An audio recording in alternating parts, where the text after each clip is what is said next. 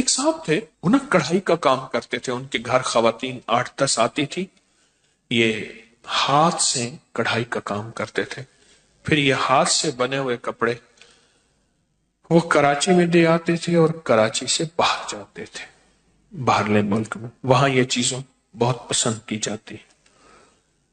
تو ایک دفعہ کہنے لگے کہ ہمارے گھر میں حالات بہت سخت ہیں، کوئی دعا فرما دے۔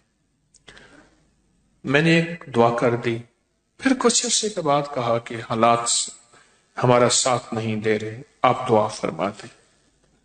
تو میں نے اس طرح آتے رہے اور مجھ سے اپنے حالات، قرضے، بیماریاں، مشکلات، راہیں بند، راستے بند، ناکامیاں، یہ سب بیان کرتے رہے۔ ایک دم میں نکلنے لگے، میں نے کہا گھر چلو۔ مجھے ہر دفعہ کہتے تھے گھر چل کے اگر دعا فرما دیں، اگر دعا فرما دیں، میں گھر چلو۔ تو مجھے گھر لے گئے، تو میں باہر کھڑا ہو گیا، میں نے کہا پہلے گھر جا کے اطلاع کر۔ تو جلدی جلدی میں انہوں نے کوئی گھر کو سمیٹا، میں گھر گیا۔ کچھ خواتین بیٹھی تھیں ادھر، کڑھائیوں کا کام کر رہی تھی، ہاتھ سے سینہ پرونا، پھول بنانے، جو بھی ہوتا ہے یہ کر رہی تھی۔ اور گھر میں ایک ویرانی تھی، اور گھر میں ایک وحشت تھی، اور احساس ہو رہا تھا کہ شاید یہ گھر والوں کو روٹی کیسے ملتی ہے، ان کی غربت اور فقر اور تنگ دستی کیسے، کھانا کیسے ملتا، کھانا کیسے ملتا۔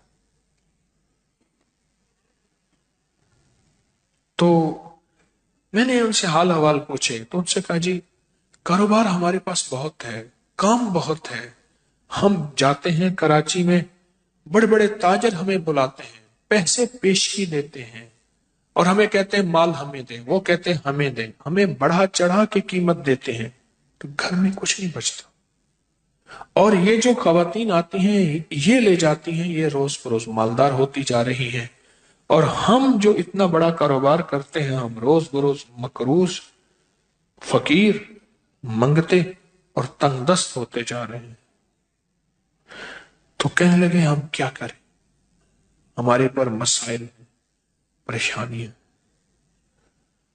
ہمارے کسی نے کہا کہ جادو ہے، پھر ہم نے اس کے لیے یہ عمل کیا، اس نے اتنے پیسے لیے، کس نے کہا جنات ہیں، کس نے کہا کالی چیزیں ہیں، کوئی اتنا آیا۔ انہوں نے مجھے لمبے چوڑے واقعات سنائے جس میں ذرا سارا خرچہ ہی خرچہ تھا، خرچہ ہی خرچہ تھا،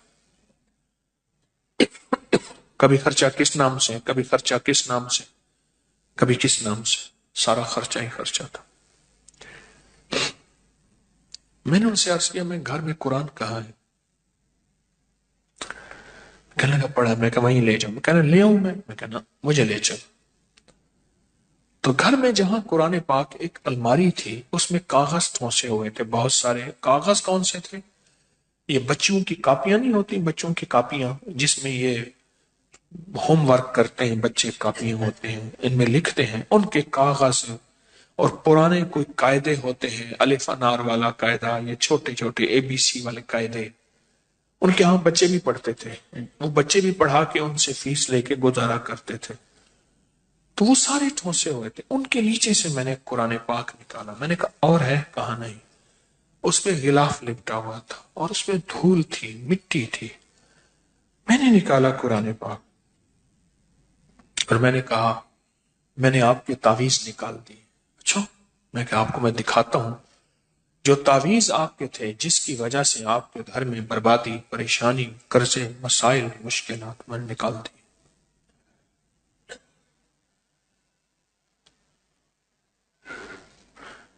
میں نے وہاں بیٹھ کے قرآن پاک کھولا، اس کا جو غلاف تھا اس کو بہت جھاڑا، بہت جھاڑا، اس میں سے مٹی نکلی، اور قرآن پاک بول رہا تھا، یہ پڑھا ہوا ہے، قرآن پاک بول رہا تھا یہ پڑھا ہوا ہے۔ قرآن کے ورق بولتے ہیں ہم پڑھے ہوئے ہیں، یہ پڑھا ہوا ہے، لیکن چھوٹ گیا، اس کا پڑھنا چھوٹ گیا، اس کا پڑھنا چھوٹ گیا ہے۔ ये पढ़ा हुआ है लेकिन इसका पढ़ना छूट गया। मैंने कहा ये कुरान कौन पढ़ता था? कहा हमारी दादी जिंदा थी वो पढ़ती थी। कितने साल हो गए मुझे याद नहीं, कोई 12-13 साल, कितने साल हो गए। और मैंने कहा जवाल करा उतने साल से, करा बस उनकी दुआएं थी, बरकतें थी। मैंने कहा उनकी दुआएं बरकतों का यकीन है मुझे, यकीनन थी, लेकिन उनकी दुआओं और बरकतों में इस कुरान का साथ था, इस कुरान का साथ था। और ये कुरान वो पढ़ती थी।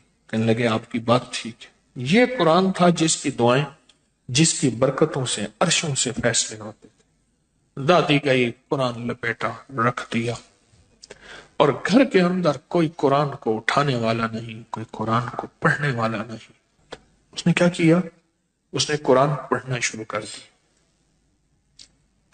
उन सब ने पढ़ना शुरू कर दिया। कुछ अरसे के बाद मुझसे कहने लगे हमारे हालात बेहतर हो रहे हैं, हालात बेहतर हो रहे।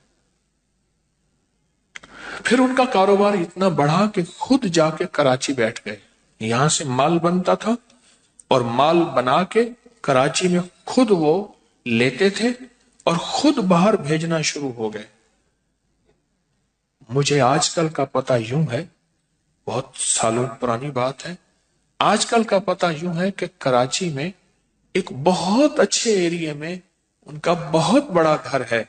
और मुझे कई दफा पैगाम मिला जब आए हमारे पास जरूर आए, ये आपका लगाया हुआ पौधा है, हम तो मिट चुके थे। और मैंने कहा सच पूछे कसम उस जात की जिसके कब्जे में मेरी जान है, ये कुरान का लगाया हुआ पौधा है, कुरान का लगाया हुआ पौधा। की बदुआएं खत्म हो गई, कुरान की आयें खत्म हो गई। हाँ, उन्होंने कोई नहीं छोड़ा था तावीज, कोई नहीं, अमल कोई नहीं। मैं तावीजों को मानता हूं, मैं अमल को मानता हूं, लेकिन ये बता दूं कि कोई बड़े से बड़ा तावीज कुरान से बढ़ के ताकतवर हो सकता है? कोई बड़े से बड़ा तावीज कुरान से ताकतवर नहीं हो सकता। इस वीडियो को